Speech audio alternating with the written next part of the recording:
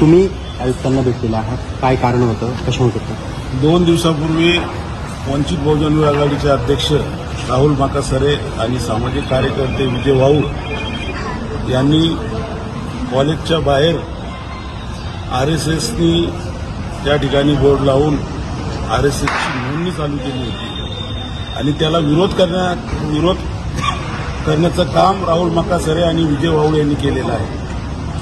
आणि त्यांनी विरोध केल्याच्या नंतर पोलीस प्रशासनाने सुमोटो त्यांच्यावर गुन्हे दाखल करण्यात आलेले आहे. राहुल माकासरेवर नॉन अवेलेबल अफेन्स त्या ठिकाणी त्यांनी दाखल केलेले आहे. त्याकरिता वंचित बहुजन आघाडीच्या वतीनं आज आम्ही माननीय पोलीस आयुक्त साहेबांना भेटलो. त्या ठिकाणी त्यांच्यावर जे गुन्हे दाखल केलेले आहेत ते गुन्हे तात्काळ मागे घेण्यात यावे. दोघांवर पण जे गुन्हे दाखल केले ते तात्काळ मागे घेण्यात यावे. आणि आम्ही पोलीस प्रशासनाला, पोलीस आयुक्त साहेबांनी हे म्हटलं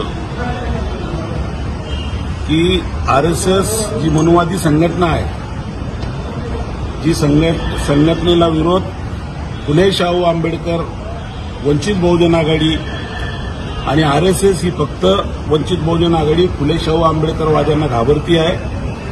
आजपर्यंत आपण बघितलं असेल की आदरणीय बाळासाहेब आंबेडकर आणि नागपूर असेल, ज्या ज्या ठिकाणी शस्त्रपूजा असेल आरएसएसची किंवा आरएसएसचे कोणतेही कृत्य असेल त्याला कडाडून विरोध करण्याचं काम आदरणीय बाळासाहेब आंबेडकरांनी केलेलं आहे. आणि आज या शहरामध्ये शांतता सुव्यवस्था बिघडण्याचं काम आरएसएसने त्या ठिकाणी केलं.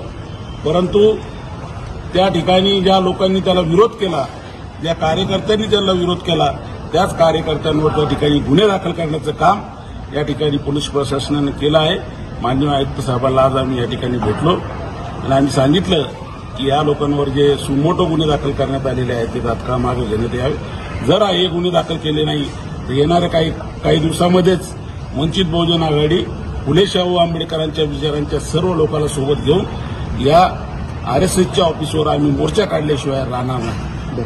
आपल्या पक्षाचे सर्वेसर्वा बाळासाहेबांचा काय आदेश आहे, त्यांनी काय सांगितलं संदर्भात? बाळासाहेब आंबेडकरांनी आता या ठिकाणी ट्विट करून सुद्धा बाळासाहेबांच्या पेजवर ट्विट सुद्धा केले आहे की राहुल संदर्भात जी खोटे गुन्हे दाखल केलेले आहेत ते तात्काळ रद्द करावे.